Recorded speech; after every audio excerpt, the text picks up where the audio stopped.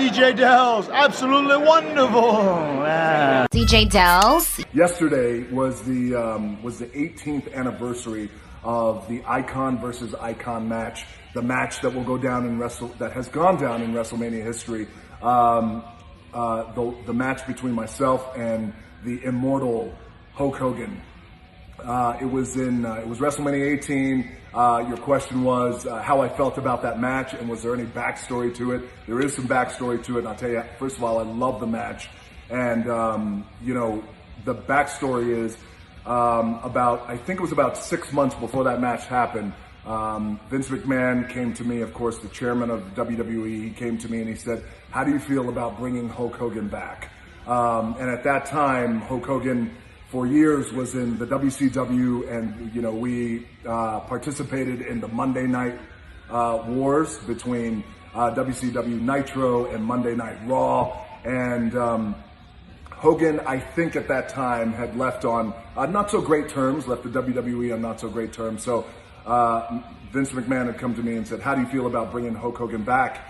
And I said, well, how does the locker room feel? And he goes, well, I've talked to a few of the locker room leaders, and it's mixed. And I said, well, I love it. I love the idea. I think having him back is intriguing, and very selfishly, I'd like to wrestle him. And Vince said, well, it's funny you say that because I have a match in mind, you versus Hulk Hogan at WrestleMania. And I loved it. Immediately, I saw the marquee, I saw the build-up, I saw the promotion, and I just saw the intrigue from the fans, because this is a match that you never thought you would see. It's like, Tyson versus Ali. You never thought you would see that. I said, I love it. And I said, what about the rest of the NWO? Scott Hall, Kevin Nash. He said, I'm going to bring those guys back too. And I said, great. I'd love to. I was such a big fan of certainly Scott Hall and his work style, and I had never worked with Kevin Nash before, so I was excited about that. So anyway, brought those guys back, and we start building this WrestleMania match, and the build was incredible. And it was so incredible, I remember going to Vince, and I said, what we should do here is we should build this as Icon versus Icon, and whoever wins will go down as the greatest wrestler in the history of professional wrestling. And he said, I love it. Of course, from a promotional standpoint, he loved that idea. So we build it as the Icon versus Icon, who will go down as the greatest of all time, the GOAT.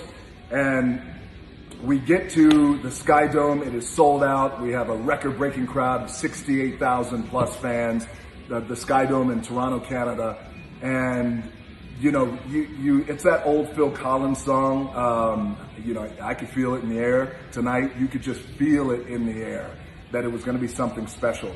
We had went into that match, both baby faces, good guys, and even though he was acting as the heel, you could start to feel the crowd wanting to cheer him as we went into WrestleMania. And I remember speaking to Vince McMahon, Pat Patterson, Michael Hayes about our match, and as we were putting the match together, and we were all collectively, including Hogan, just felt like, well, let's just feel it out there and see where the crowd goes, and then we'll adjust. And I was like, great, and I was so excited to get into the ring with Hogan, of course, because he was one of my heroes growing up. And I was there when he beat Iron Sheik in Madison Square Garden in 1984, I think.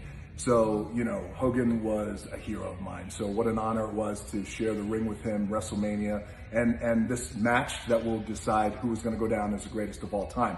Now, we had agreed that I was going to win the match, but much like WrestleManias before, WrestleMania 3 with Hulk Hogan and Andre the Giant, it was assumed that Hogan was going to win. But with Andre, Hogan talks about it still to this day, you never know until match time what Andre is going to decide because he's the OG. Well, the exact same thing I felt with Hogan, even though we had agreed that I was going to win the match and he was going to pass the torch to me. And the wrestling world is funny.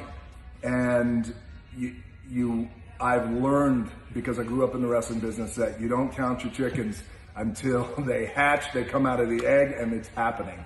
So I wasn't assuming that I was going to win. I was just waiting for Hogan to give me the green light. And again, you know, working with a ring general like Hulk Hogan, he could call different things in the match, and out of respect, I would feel it and I would go for it. So from the very first moment, we locked up in that match. We locked up, we were jockeying for position, posturing, and he whispered, "Take a bump." And what that means in wrestling terms, certainly much different than in party terms. He said, "Take a bump." And I said, "You got it." And he threw me. And when he throws me, now in this moment, keep in mind, I am the company's biggest baby face. And arguably, and so you have the two biggest baby faces of all time who are in the ring together. So the crowd was cheering us both. And the moment he threw me, in that moment, I decided I could have taken the bump, landed on my back, and sold it like a baby face, which means I would have gotten up, you know, determined and like, damn it, all right, you got the best of me on that one, but here we go. Let's lock up again. Of course, 9 times out of 10, I would have sold it like that because I was a baby face. But in that moment, something told me, my gut spoke to me and said, I'm going to sell this thing like a heel. I'm going to go back to my old heel days, which made The Rock famous. So he gives me a bump, boom, I land on my back, I do this backflip over, and I got up and I had this look on my face like, you just embarrassed the shit out of me in front of the world, in front of 68,000 people. And I had this look, my eyes got all big and wide, and I was like, oh, you son of a bitch, you're gonna pay now. And I sold it like a heel. Looked at the crowd like, he embarrassed me, don't you cheer that shit. Now, in that moment, I got goosebumps now thinking about it. Because what that decision did, it gave 68,000 people the runway and the platform to not be conflicted in that moment. They went, oh, and you could hear 68,000 people go, ah. Because what it did, it immediately identified, great, Rock is the bad guy, Hulk Hogan is the good guy. It's okay that I cheer for Hulk Hogan because of how Rock just reacted. Now, even if they couldn't articulate that, it's a feel thing. It's a mana thing in here. And the rest of the match, I worked as a heel, and I got heat on Hulk Hogan, and he worked as a baby face. And by the time the match ended, when I gave him that rock bottom, and I nipped up, and I hear him say, you know, hit me with that people's elbow. And I hit him with the people's elbow, and that was supposed to be the finish. And I heard him say, this is it, go home. And I knew what that meant. That meant, you're winning. Referee, you count to 3. 1, 2, 3. The crowd was so emotionally spent. I was so emotionally spent. Hogan was so emotionally spent. And we went on, that match would go on to be one of the greatest WrestleMania matches of all time. And I was so grateful that I had a ring general and a hero in the ring that gave me the space to be a heel and automatically just knew psychologically how to then turn the crowd and work as a great baby face. And, you know, those are things that, you know, if you're lucky enough to have that skill set and to kind of sharpen it, and I had the best in there, you could go on and have that kind of match. So when we got to the back, I gave him the hardest, biggest hug I could. And I thanked him for passing the torch to me, and he said, you deserve it, brother.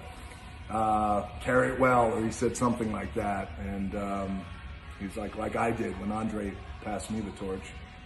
And everybody came up in the back and gave us all hugs and said that was incredible. So it was an incredible night. It was an incredible match, and it was a real lesson in psychology, ring psychology for me, and a real lesson also in the importance of, and this is where this lesson transcended for me the world of wrestling, because I take this with me everywhere I go in business, regardless of what it is, in film, in tequila, in whatever it is that I do, is that the value in relationships of listening to your gut and listening to your instinct. And in that moment, I had to listen to my gut. And I thought, I'm going to work as a heel now and give the people, 68,000 people, give them the opportunity to not be conflicted. Cheer him you could boo me, because the only thing that matters is we have a great match. And the next morning I woke up and I turned on the news, as I always do, on CNN, just to get an idea of what's going on around the world. That's how I start my mornings. And I remember on the ticker tape of CNN, it said something to the effect of, The Rock dethrones the King, Hulk Hogan, in epic and entertaining match at WrestleMania 18. It was something to that effect. And I was like, holy shit, that is the ticker tape. That's pretty cool. It was really cool, because I had not, been in a match that actually transcended, the world of wrestling. So, that's the backstory to that match. This is 12 minutes of your life you're never going to get back. Trust your gut, trust your instinct. Hogan, I'm sure you will watch this at some point. I thank you, my friend, for being the greatest, and you are, without a shadow of a doubt, the greatest pro wrestler of all time. And I have two. One is Nature Boy Ric Flair, the other one is Hulk Hogan. And those guys sit on my Mount Rushmore. I'm on the back of Mount Rushmore. I'm not even on the front. To me, in my opinion, I'm on the back, raising my eyebrow.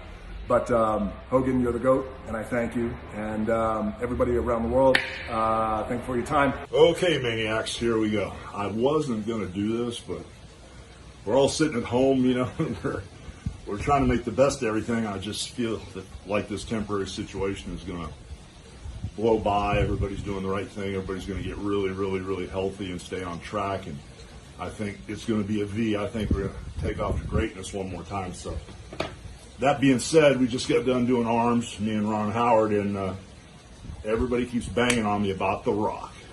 Banging on me about The Rock. 'Cause I guess every day he's sitting down with his fans, and a lot of them wrestling fans, and talking about matches and talking about his acting career and really interesting stuff. I mean, I love watching it. But then he talked about WrestleMania 18, his take on it. And I listened to it, and he's pretty much spot on. But, he's seeing WrestleMania 18 through The Rock's eyes. You got to see it through my eyes. So, you got to get both sides of the story, and then somewhere in the middle is what really happened. But he's pretty much spot on.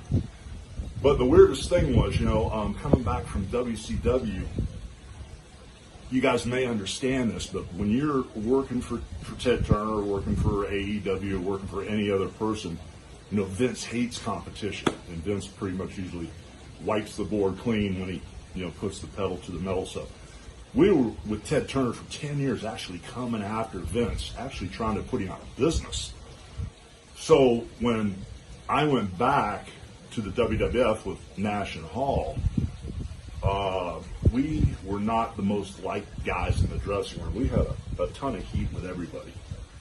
So walking into this thing, I talked to Vince, and what The Rock said was spot on. A lot of people didn't want us back, and I totally understand that. If we're trying to put you out of business and take over the world, why would you want three guys coming back in that, we're trying to do that to you? But at the end of the day, one hand washes the other. The wrestling business and competition, we're all the boys. The boys are the boys. So at the end of the day, we came in, and at first people were hesitant, and it was just a tough situation, and that transcended into the match. So before we got to the match, one of the things that The Rock didn't say, or maybe he did say, I don't remember, was that Vince, and The Rock didn't know this, but Vince called me on the phone, and of course, Rock was in control. He was the man.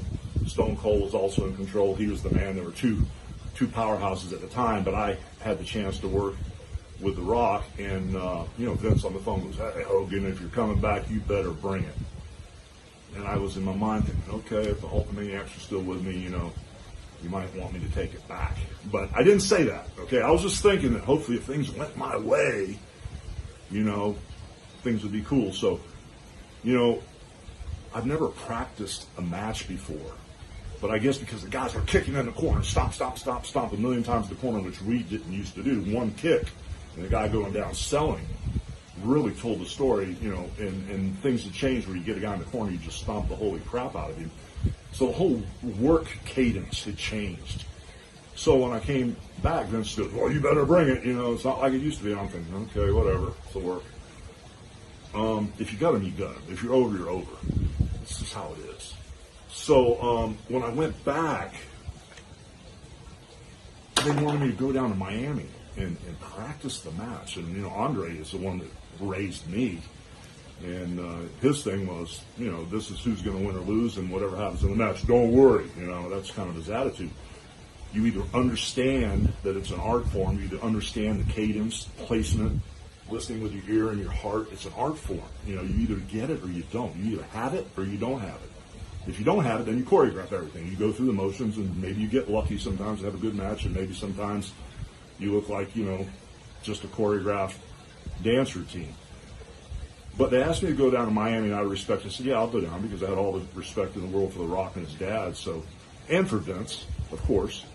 And one of the guys that was going to be down there was Pat Patterson, who helped break me in. And I love Pat to death. So I went down there, and The Rock had a great idea of what he wanted to do with the match and kind of like walk me through it. I went, okay, that's cool. But in my mind, I'm thinking, well, if this doesn't work, what are we going to do? Keep doing this if it's not working? And, then I remember a couple of times, The Rock's dad, Rocky, was outside. He goes, listen to Dwayne, listen to Hogan. Just a couple of times he said it. It was pretty funny. Dwayne, listen to Hogan, and they wanted me to go through the match. Pat Patterson wanted me to go through the match. And I said, I can't do that. My God, if we go through this whole match here, and I'm falling down and getting up and taking drop kicks and hooking on top rope and going over, I'm going to get hurt. I need a crowd. I need the adrenaline. I need a crowd to really make this happen. So, they were cool enough that I didn't have to go through the match, didn't have to take any bumps, but I said, all right, let's walk through this. I got it. So, push comes to shove. We end up in Toronto at Skydome. But before that, we'd shot the angle where I did everything I could to be the most evil person in the world. I hit The Rock in the head with a hammer. Me, Hall, and Nash put him in the ambulance. We chained the ambulance. I got an 18-wheeler. I crucified him. I ran him over with the 18-wheeler. I backed it up. I ran him over again. Of course, we pulled The Rock out, cut the film together. Nobody would have survived that. But we did everything we could to get heat. And we get to Toronto, we're in the dressing room and everything's, it's one of those electric nights, it's like you can smell it in the air, like The Rock said, Phil Collins. It was one of those electric nights. So, on the way out to the ring, I heard this mixture of turbulence, of energy. It was like, reminded me of WrestleMania 3 when I went out with Andre. The turbulence and the energy was just like, I felt like I was going to come out of my body. My soul was going to come out of my body because it was there. It was there. And when The Rock and I got in the ring, they were chanting Rocky, Rocky. They were chanting Hogan, Hogan. It was like this crazy split, which I didn't expect because The Rock had a Scorpion King coming out. He was getting the rocket on his back. He was getting this crazy push, which he deserved, of course. Because he made it happen. And all of a sudden, we started looking from side to side, And when we started looking from side to side, I needed just a little bit extra. So when The Rock was looking away and I was looking the other way, I kind of smiled at the crowd, which I don't think he knew. But I just had to get that little extra, because I didn't know, man. I'd been the guy that was odd man out. I'd been away for 10 years. And now this thing is going to be a matchup of all matchups. So all of a sudden, when we locked up, just to basically feel where everybody was at, I'm this big, horrible heel. And the more I beat up The Rock and the more I destroy him, the more I just wipe him out. When he comes up and he finally beats me, that means he's really beat a monster. He's really beat an icon. He is really the man. So I was going to do everything I could to gut check him and make sure that he was postured in the right way to move forward to where he needed to go after this match, which was to tear Hollywood. I cracked the door open for Hollywood, and he kicked the door off the hinges. I'll give him that, man, no doubt. So I just wanted to make sure everything was cool. So all of a sudden, when I gave him the push, I kind of did what is crossing the line a little bit. I looked at him and I went, whatever to say.